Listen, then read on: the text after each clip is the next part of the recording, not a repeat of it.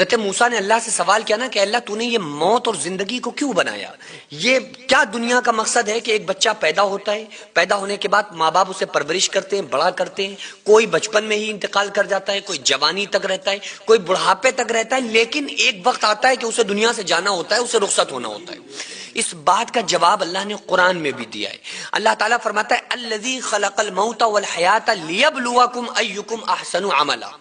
اللہ فرماتا ہے ہم نے موت اور زندگی کو بنایا۔ ہم یہ سمجھتے ہیں کہ شاید بے فائدہ ہم پیدا کر دیے گئے۔ اچھا، یہ سوال جو تھا نا، یہ ہم نے دنیا میں جانا ہی نہیں۔ ہم نے کبھی کسی سے نہیں پوچھا کہ آخر یہ دنیا میں ہم آئے کیوں ہیں۔ دیکھو، ہر چیز کے پیچھے ایک وجہ ہوتی ہے، کوئی نہ کوئی وجہ ہوتی ہے نا۔ آپ یہاں آ کے بیٹھے ہوئے ہیں، اس کے پیچھے بھی کوئی وجہ ہے۔ ہم بات کر رہے ہیں، اس کے پیچھے بھی کوئی وجہ ہے۔ یہ موبائل کے پیچھے کور لگا ہوا ہے، یہ اس کے پیچھے بھی وجہ ہے۔ یہ لائٹنگ جل رہی ہے، کیوں جل رہی ہے؟ کیونکہ اندھیرا تھا، اندھیرے کو ختم کرنے کے لیے لائٹیں جلائی گئی۔ غرض کے دنیا کے ہر کام کے پیچھے کوئی نہ کوئی وجہ ہوتی ہے۔ لیکن دنیا کا جو سب سے بڑا کام تھا وہ یہ تھا کہ اللہ تو نے ہمیں پیدا کیوں کیا؟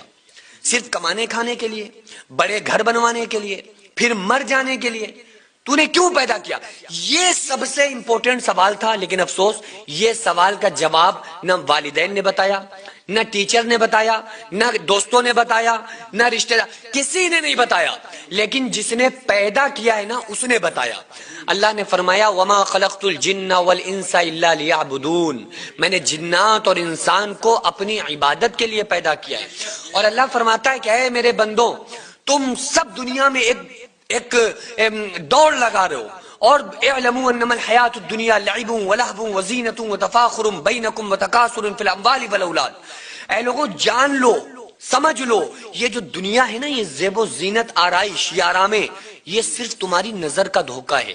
دیکھو اللہ تعالیٰ کیسے سمجھا رہا ہے، کیسے پیار سے بتا رہا ہے کہ لوگوں، یہ جو تمہیں نظر آ رہا ہے یہ حقیقت ہے ہی نہیں۔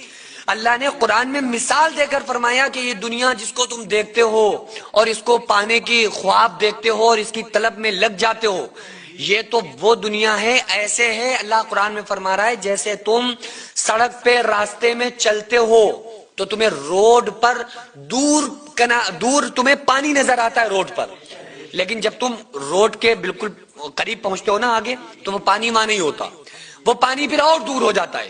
تو اللہ فرما رہا ہے اسی طرح سے تم دنیا کی طلب میں لگے ہوئے ہو، دنیا تمہارے ہاتھوں سے نکلتی جا رہی ہے اور تم دنیا کو پانے کی طلب میں دنیا کے پیچھے پیچھے دوڑتے جا رہے ہو۔ تو اللہ نے فرمایا زیب و زینت، آرائش جو دنیا میں عیش و عشرت دیکھ رہے ہو، اس کی کوئی حقیقت نہیں ہے۔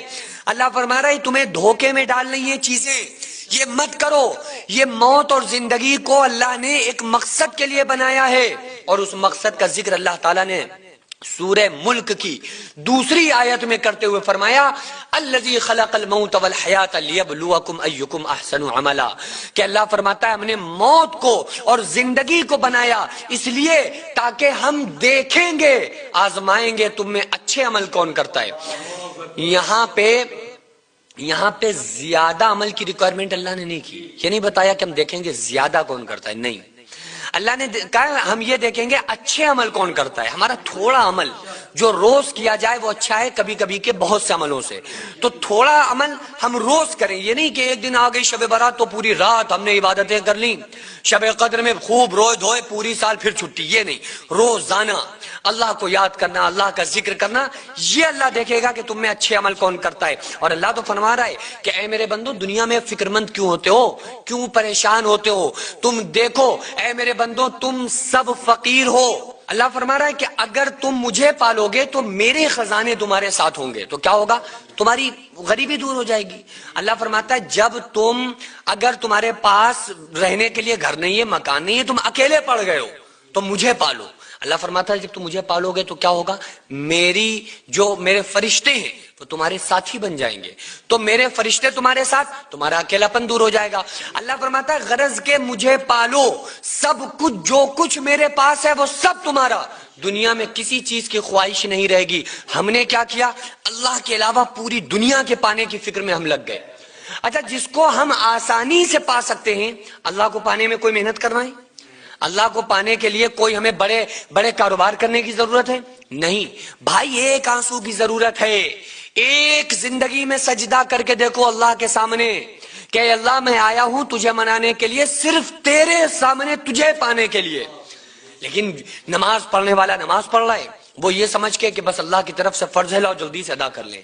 نہیں، کبھی ایک سجدے کی ہمیں توفیق نہیں ہوتی کہ اللہ یہ سجدہ ہم صرف تجھے منانے کے لیے کر رہے ہیں.